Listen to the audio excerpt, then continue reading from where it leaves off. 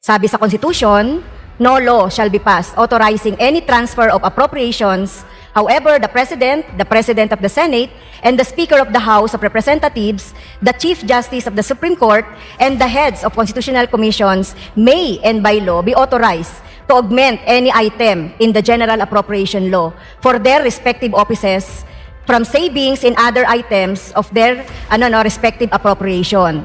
Mr. Speaker, ayon po sa Konstitusyon, para madagdagan ang isang existing item na katulad ng sinasabing item sa Office of the Vice President, savings lamang ang maaaring gamitin. At hindi ito yung existing na item na nasa loob ng ating budget o ng GAA. Presentation sa isa pong liham na ipinadala po ni DBM Secretary Pangandaman kay APRO Chair Elizalde Co ay malinaw na nakasaad na ito pong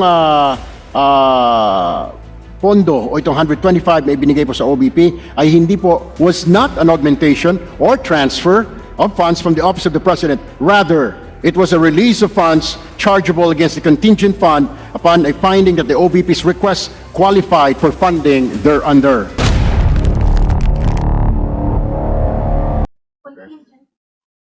Okay. Mr. Speaker, ito po ay hindi bahagi, ito po ay hindi augmentation at ito ay bahagi ng contingent fund, Mr. Speaker. Ito po ay binigay para po sa social services ng Office of the Vice President, Mr. Speaker. Okay, Mr. Speaker, distinguished sponsor, noted po, sinabi ng ating distinguished sponsor. So on the next item, Mr. Speaker, magkano po ang contingent funds and intelligence funds ngayon ng ating Office of the President? Anong contingency fund? Contingency, okay, 13 billion. 13 billion. Para sa contingent fund po ng Office of the President ay 13 billion para po sa 2024, Mr. Speaker. So, ang ibig po bang sabihin, Mr. Speaker, combined confidential fund and intelligence fund ay 4.56 billion for 2024. Lilinawin ko lang, Mr. Speaker, ang contingent fund po ay hindi lang naman po yan para sa Office of the President, kundi po yan ay para sa buong bansa, Mr. Speaker. Okay, Para sa mga pangangailangan, if I may add, Mr. Speaker, para sa mga urgent needs and projects na kailangan maipatupad, Mr. Speaker. Yes, thank you, distinguished sponsor. Noted po yan, ano. Pag inad po natin yung confidential funds and intelligence funds under the OP, it is 4.56 billion. At kailan po nagsimula ang ganito kalaking confidential and intelligence fund ng Office of the President? So marirecall po ba ng ating distinguished sponsor, Mr. Speaker, kailan ba ito nagsimula? Ito po ay nagsimula, Mr. Speaker, sa termino po ng dating Pangulong Rodrigo Duterte, Mr. Speaker. Tama po, Mr. Speaker. So, pinalobo ng gusto ang confidential fund and intelligence fund sa Office of the President sa panahon pa ng dating administrasyon sa pamumuno ni dating President Duterte. At hindi natin ito, sa nakaraang panahon, we regret, na hindi natin ito nabusisi kung paano ito nagamit saan, paano ito napunta. At nakikita natin kasi, Mr. Speaker, pinagpatuloy ito kasi ng kasalukuyang gobyerno. Minintain nito yung 4.56 billion na pondo para sa confidential and intelligence fund. So, sinasabi po ba natin na ito po ay ibig po sabihin, sa nakaraan, na account, na liquidate, na naibigay ba yung mga accomplishment reports sa COA nung nakaraang Office of the President sa paggamit itong 4.56? Actually, Mr. Speaker, dapat po ang COA po ang hihinga ng report. Ayan po ay nakaraang administrasyon, so hindi po namin masasagot po yan. Yes. Pero meron po tayong tinatawag na institutional memory. Kahit po nagpapalit-palit po tayo ng administrasyon, yun naman pong nagawa ng ibang administrasyon ay dapat na nakatala yan. So wala po bang idea ang Office of the President kung ito po ay tamang na-liquidate na account na ibigay po natin sa tamang pagbibigyan nitong mga reports na ito sa nakaraan? Mr. Speaker, tama po yun. Ito po ay maaaring hingin sa Commission on Audit at kung kinakailangan po ng ating butihing kasama mula po sa ACT Teacher, tayo po makaka-request po ng full and in-depth report mula po sa Commission on Audit, Mr. Speaker. Okay, Mr. Speaker, distinguished sponsor, salamat po sa tugon.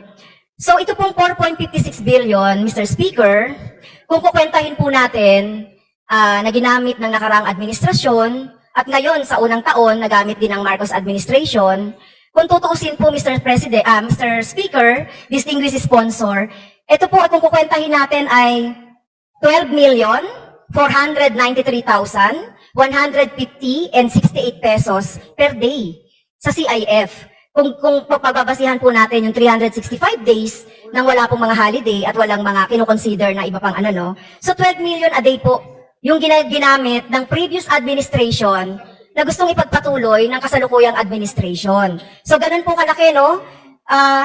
Kung tutuusin nga, barya lang itong kay VP. Pero kung pag-uusapan natin sa Office of the Vice President, Office of the President, malaki ito. Do you agree, Mr. Speaker, distinguished sponsor?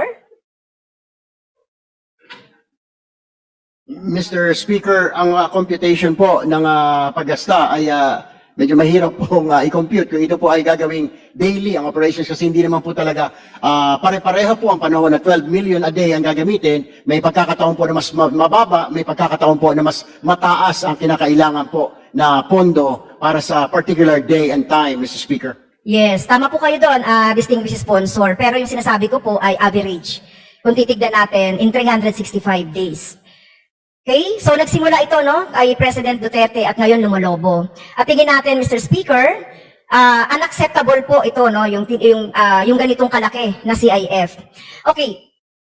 So kung sinasabi po kanina ng ating sponsor na ginagamit po ito doon sa pagpapatakbo ng lahat ng ating mga ahensya ng ating gobyerno. Noong nakaraang budget deliberation ng 2021, ito po budget ng 2021. At maswerte po tayo that time dahil nabusisi po natin sa committee briefing yung budget ng Office of the President. Through Deputy ES for General Administration, Michael Ong, at Deputy ES for Internal Audit, Alberto Bernardo. So ito po ay sa interpellation ni dating Representative Sara Elago ng Kabataan Party List sa pagbusisi po niya ng budget ng Office of the President ng 2021. Sinabi po ng mga opisyal mula sa OP na may ilang offices sa ilalim ng OP na namamahala ng intelligence and confidential activities at binigyan ng CIF. Meron po itong Mr. Speaker na binanggit na 7 offices sa ilalim po ng ating Office of the President. Number 1, ito po yung Presidential Situation Room. Number 2, National Anti-Money Laundering and Countering Financing of Terrorism Coordinating Committee. Number 3, National Cybersecurity Interagency Committee. Number 4, Presidential Anti-Organized Crime Commission. Number 5, Philippine Center on Transnational Crime. Number 6, Anti-Terrorism Council, Project Management Council. And number 7 po, Mr. Speaker, National Coast Watch System. So, ang tanong po, hanggang ngayon po ba, practice pa rin po ba ng OP ang pagbibigay ng CF sa mga opisinang ito? O nandiyan pa rin pa po ba yung mga opisinang ito na binanggit ito noong 2021 na budget deliberation? Tama po yun, Mr. Speaker. Nariyan po itong mga ahensya na ito. Okay? So, pwede po bang malaman ang basis ng pag-create ng mga opisinang ito under the Office of the President? They were created for Mr. Speaker, ang pagtatagpo ng mga ahensya na ito ay nakapaloob po sa isang executive order. Iba-ibang executive orders po kung kinakailangan po ng ating butihing mababatas mula po sa ACT Teacher Party List. Kami po ay handang mag-provide yan mamaya lamang po, Mr. Speaker. Okay po, thank you po Mr. Sponsor, Mr. Speaker. So, ito pong mga opisina na ito na binanggit po ito po ay kinreate under the executive order at nangako po ang ating distinguished sponsor na mabibigyan tayo ng executive order kaugnay nito. So ito po ay executive order po sa panahon ng dating administration. Tama po? Iba't ibang administrasyon po, Mr. Speaker. Mayroon pong panahonan pa po as early as kay Pangulong Noynoy Aquino, meron din na itatag po sa panahon po ni Pangulong Duterte. So iba't ibang administrasyon po ng itatag po itong mga ahensya ho na ito, Mr. Speaker. Thank you, distinguished sponsor, Mr. Speaker. So can the public know kung magkano po ang pinagkakagastusan ng bawat opisinang ito on confidential and intelligence fund mula sa 4.56 na pondo po na nakalaan dito. So pwede po ba nating malaman yung ano lang, yung total? Hindi naman yung mga detalye. Yung total ng CF and CIF na inilalaan po dito sa mga opisinang ito. Meron po bang ganong report din, Mr. Speaker? Meron pong, amin pong kinukumpirma, Mr. Speaker, ang paggamit po ng mga pondo ng ahensya na ito. Pero ayan po ay base pa rin. Siyempre, hindi po namin ma-divulge ang confidentiality po niyan dahil yan po ay nakapaloob na bilang mga intelligence fund at confidential fund, Mr. Speaker. Yes, so syempre hindi naman natin pwedeng i-divulge yung mga ano niyan, mga detalye. But for transparency purposes, can the OP give to the Congress and the public today the list of offices under the OP to which it gives either confidential or intelligence or both? Gusto lang natin malaman naman yung total lang. So yun lang naman po yung hinihingi natin, ano? Kasi alam naman natin, naka-secret ano yan. At dahil sinasabi niyo po na mini-maintain ito ng Office of the President, itong mga binanggit natin na walong ahensya, walong offices under the Office of the President, kasi naka-itemize naman yan nakita naman natin yan dun sa budget ng ating Office of the President. So makakuha lang po tayo ng yung total na ginastos from the CIF dito sa iba't ibang mga opisina na ito under the Office of the President. So maibibigay po ba yan, Mr. Speaker, distinguished sponsor? Mr. Speaker, ang total po niyan ay nasa 4.56 billion, Mr. Speaker. At yan po ay nakaspread out sa lahat po ng mga ahensya na nabanggit po ng ating butihing mambabatas mula sa ACT Teachers Party List, Mr. Speaker. Wala po ba kayong breakdown yan? Yung 4.56 billion? Meron pong breakdown, Mr. Speaker, pero hindi po namin maibibigay ang exact kung magkano ang tinanggap ng bawat ahensya, Mr. Speaker. Okay. So, hindi na po ako magbibilibor dyan, Mr. Speaker, distinguished sponsor. Basta ang malinaw po, meron ditong mga opisina na binanggit ko kanina na nagtototal ng, doon dito ginagamit yung 4.56 billion. At kahit na nga po total lang ng bawat opisina na binigyan or inalatan ng CIF ay hindi po maibigay. Kaya po ang sinasabi natin, Mr. Speaker, distinguished sponsor, ito pong confidential and intelligence fund ay talaga pong lumolobo at talaga pong may prone to abuse at may prone po ito na talagang na hindi maging transparent.